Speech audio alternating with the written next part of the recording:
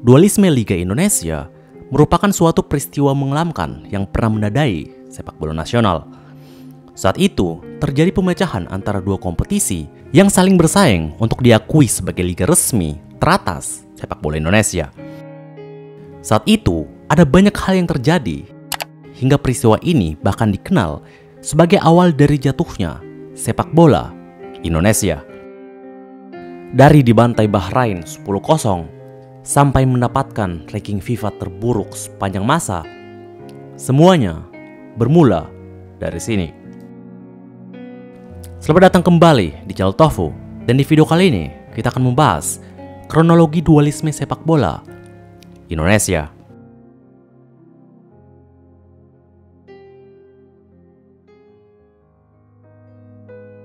Kisah ini dimulai pada awal tahun 2000-an ketika Liga Super Indonesia masih menjadi kompetisi utama sepak bola tanah air.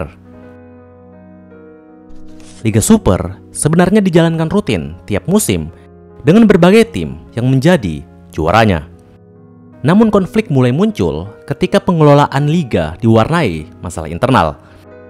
Mulai dari transparansi, keuangan, hingga manajemen yang dianggap tidak profesional. Hal ini membuat banyaknya klub yang tidak puas terhadap PSSI sebagai induk organisasi. Mereka merasa pengelolaan kompetisi seperti tidak adil dan terlalu berat sebelah ke klub-klub lain. Klub yang mempunyai basis supporter yang banyak seperti Persija, Persebaya, Persib Bandung, dan Arema merasa bahwa mereka seharusnya mendapatkan lebih banyak dari pendapatan hak siar karena kontribusi mereka dalam menarik penonton dan sponsor cukup banyak. Namun kenyataannya, banyak dari pendapatan hak siar tersebut lebih terpusat kepada PSSI dan bahkan dalam beberapa kasus justru mengalir ke klub yang mempunyai basis supporter yang lebih kecil. Selain itu, kritik kepada PSSI juga dilontarkan oleh sekumpulan supporter sepak bola Indonesia. Ketidakpuasan ini semakin memuncak pada tahun 2011 dengan lahirnya Liga Primer Indonesia atau biasa disingkat LPI. LPI muncul sebagai jawaban bagi sejumlah klub yang merasa bahwa PSSI tidak mampu mengelola liga dengan baik. Liga ini dibentuk oleh sekelompok pengusaha dan didorong oleh ide yang katanya untuk membangun liga sepak bola yang lebih profesional, transparan, dan tanpa campur tangan dengan politik. Namun uniknya, kebanyakan klub-klub yang memutuskan bergabung di LPI justru merupakan klub-klub baru yang namanya cukup asing.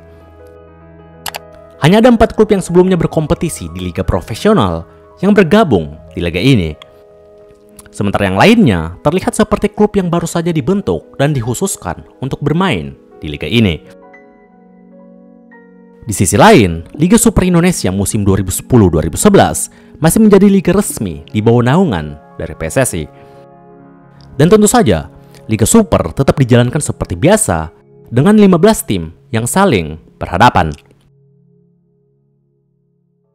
Peristiwa ternyata semakin rumit ketika Johar Arifin terpilih sebagai Ketua Umum PSSI pada bulan Juli 2011. Melalui anggotanya, ia membuat keputusan untuk membuat liga baru lagi dengan nama Liga Prima Indonesia. Hal ini ternyata tidak disambut baik oleh publik sepak bola tanah air karena Liga Prima Indonesia dianggap sebagai penerus Liga Primer Indonesia yang sebelumnya dianggap sebagai turnamen yang tidak resmi. Johar Arifin sendiri kemudian membantah hal tersebut dan menyebutkan bahwa Liga Prima hanya nama perusahaan dan tidak berkaitan dengan liga sebelumnya, yaitu Liga Primer Indonesia. Dan akhirnya, pada tanggal 26 Agustus, PSSI resmi mengumumkan kalau pada musim 2011-2012, Liga Prima Indonesia akan menjadi turnamen resmi sepak bola Indonesia, menggantikan Liga Super yang sebelumnya menjadi turnamen resmi pada musim 2010-2011. Jadi disinilah situasi mulai memanas.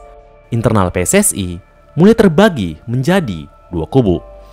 Ketua Komite Hukum PSSI saat itu, yaitu Lanyala Mataliti, menggugat PT Liga Prima Indonesia pada rapat Komite Eksekutif PSSI 2011.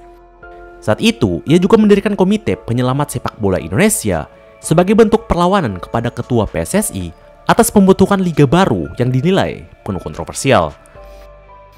Namun terlepas akan semua ini, PSSI tetap saja meresmikan Liga Prima Indonesia sebagai kompetisi resmi sepak bola tanah air. Nah, di sisi lain, ternyata banyak klub-klub, khususnya klub-klub besar, tetap saja tidak mau bergabung di Liga Prima Indonesia, terlepas dari pernyataan resmi dari PSSI yang menunjuk liga tersebut sebagai pengelola liga teratas di sepak bola tanah air.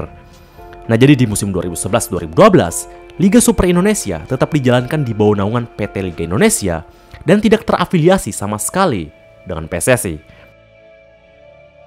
Di sinilah situasi mulai menjadi sangat kacau, karena pada saat itu ada beberapa klub yang juga mengalami dualisme yang membuat munculnya dua klub dengan nama yang sama tapi di liga yang berbeda. Meskipun bukan merupakan liga yang resmi, Liga Super Indonesia bisa dibilang masih menjadi liga utama yang paling sering ditonton oleh supporter. Hal ini dikarenakan rata-rata klub dan pemain yang bermain di liga ini cenderung tidak berbeda jauh dengan musim sebelumnya. Dikarenakan situasi yang semakin tak terkendali, peristiwa ini juga akhirnya berdampak ke Timnas Indonesia. Karena pada tahun 2012 lalu, PSSI resmi mengambil keputusan kalau tidak akan memanggil pemain yang berkompetisi di Liga Super karena kompetisi tersebut masih dianggap sebagai kompetisi yang tidak resmi. Para pemain lokal yang terafiliasi dengan Asosiasi Pesepak Bola Profesional Indonesia juga menjadi pihak yang mengutarakan keresahan mereka terhadap kisruh sepak bola yang semakin tidak jelas. Dan akhirnya, dikarenakan situasi yang semakin parah, FIFA akhirnya melakukan investigasi kepada PSSI terkait peristiwa yang tidak jelas ini. Pada pasal 14 Statuta FIFA, di situ secara jelas menyebutkan kalau anggota FIFA harus memastikan bahwa organisasi mereka bebas dari pengaturan pihak ketiga, termasuk pemerintah. Dan jika terjadi pelanggaran atas hal ini, FIFA berhak memberikan sanksi termasuk pembekuan keanggotaan. Nah, langkah FIFA yang tampaknya cukup serius sepertinya membuat PSSI cukup khawatir. Karena setelah itu, PSSI akhirnya memutuskan untuk membubarkan Liga Prima Indonesia ketika sudah memasuki musim kedua, yaitu pada musim 2012-2013. Dan akhirnya, di musim selanjutnya, Liga Super Indonesia kembali mendapatkan tempat sebagai pengelola liga resmi dari PSSI dan sekaligus menandakan awal dari berakhirnya konflik dari dualisme Liga Indonesia. Tapi masalahnya tidak sampai situ saja. Terlepas dari suksesnya penyatuan kedua liga ini, tapi tetap saja masih ada beberapa konflik internal yang terus terjadi di PSSI.